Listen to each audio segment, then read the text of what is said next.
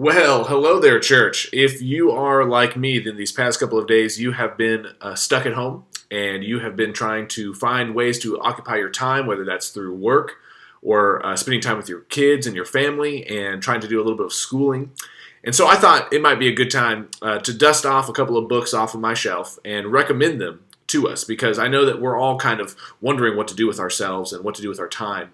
At this particular time. So I'm sitting here in the office of my house where we are working. My wife and I are both working from home these days. And I pulled 10 books off of my shelf. And I thought I might recommend a couple of books to you so that if you've got some spare time, and if you would like to, you could call the bookstore, order these books, get online, order these books, have them shipped to your house. Maybe they've been sitting on your shelf for some time and you're just waiting for an excuse to actually open the book and to read it. So these are 10 books. These are not necessarily the 10 best books, but they're 10 books that I've read that I would recommend to you as well. And so I want to start off by showing you a couple of books that were a little bit easier to read and perhaps a little bit more enjoyable, more of a fun read. And the first book is called Walking the Bible by Bruce Feiler.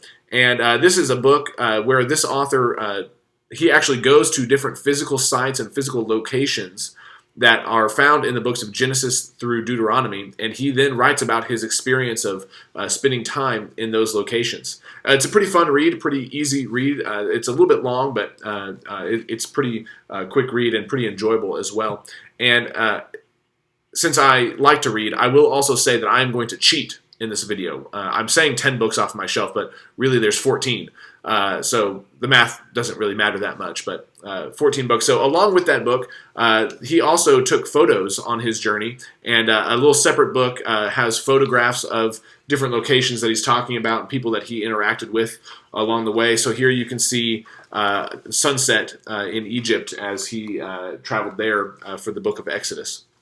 So that's one book I would recommend to you, and you could spend some time with that.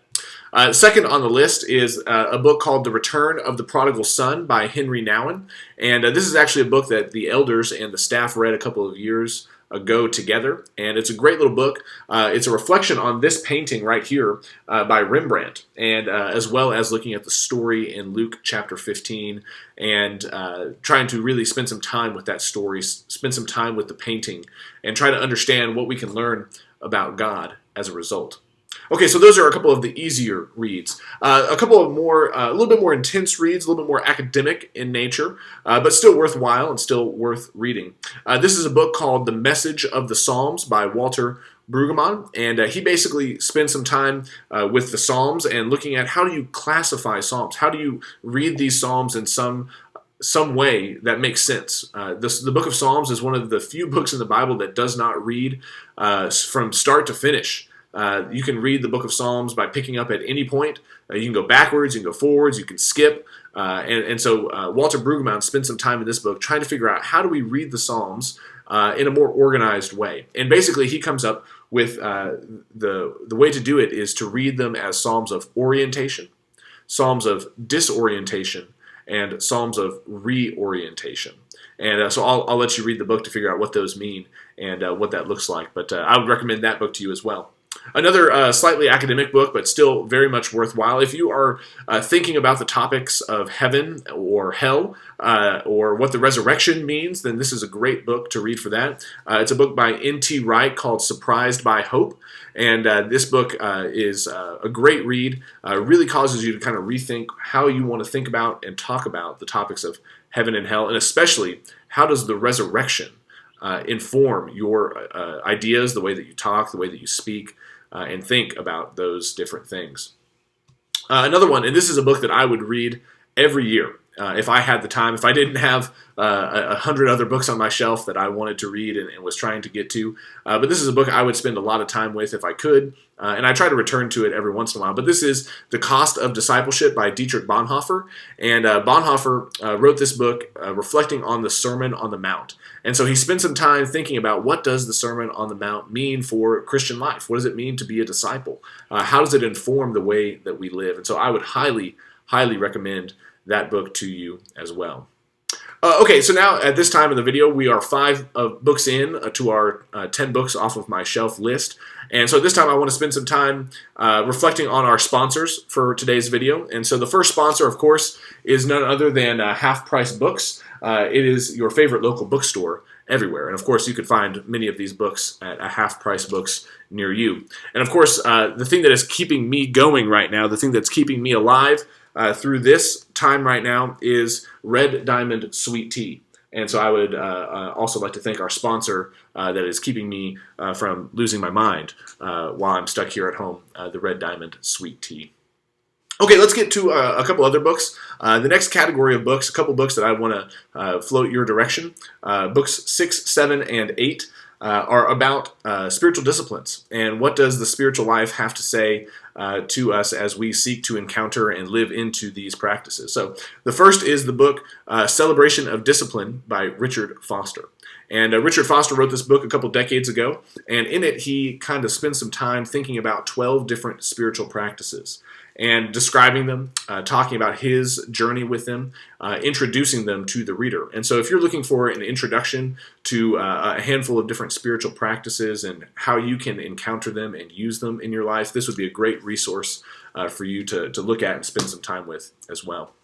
This next book is one of my favorite books that I've read in the past couple of years. It's a small little book, which doesn't hurt either, but this is a book called The Sabbath by Abraham Heschel. And this particular book obviously talks about the Sabbath, but really is kind of honey to my soul. It's very sweet, it's very special, and really helps you think about how to begin using the practice of Sabbath in your life. I think certainly something that we need in today's high-paced world. The next book that I'll present to you, the 8th book in the list, is The Confessions of St. Augustine. And this book is a translation, but this book can also be found online in many places. So you could simply Google Confessions by St. Augustine, and there's different websites that have translations of this available. So you don't even actually have to purchase it or go to the bookstore or order anything. You can simply just get on the internet to read this. But it's a really interesting read and talks about his journey of faith from when he's a child all the way until adulthood. And he has a very interesting story. And the book is titled Confessions because he is very confessional in this book, talking about ways that he, at different points in his life, struggled with the topic of faith. And so I definitely count it as a spiritual discipline as well, because this is not something that is easy to talk about, but he writes almost 1,500 years ago about his life and his journey of faith. And at times it can be difficult to read, certainly depending on the translation that you have available to you, but definitely worth it. There's a handful of things that come out of this book that have really informed Christian life and Christian thinking for hundreds of years, including one of his most famous quotes, which he writes and says, "My soul is restless until it finds rest in you," talking about God. And so, great quote, great book. I would recommend it to you as well. Number 9 on the list, new category, talking about the spiritual life and what it means to consider living by faith, and how do you live into that? Related to the last category, but a little bit different. This is a book by Richard Rohr called Falling Upward. And in this book, he talks about 2 halves of life, and how do you live into the first half of life, and how do you live into the second half of life, and what does spiritual maturity look like? And so I would definitely highly recommend this book to you as well as you think about that. Okay, number 10 on the list. I told you earlier that there's actually 14 and that I cheated. So we've actually been through 10 up to this point. Maybe my math is, there might only be 13, but we've got a handful more to cover on number 10. And this is actually a translation of the Old Testament. And so this book is called the Hebrew Bible, and it's a translation that is written and composed by Robert Alter.